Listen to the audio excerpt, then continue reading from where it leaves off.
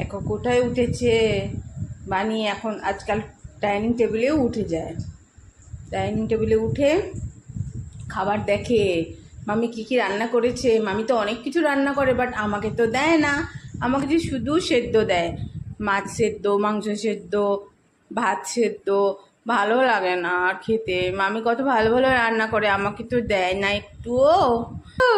কিসের গন্ধ পাচ্ছ? কি গন্ধ পাচ্ছ? Something something, something something. I smell something. না তাই না মানি? বল আই স্মেল সামথিং।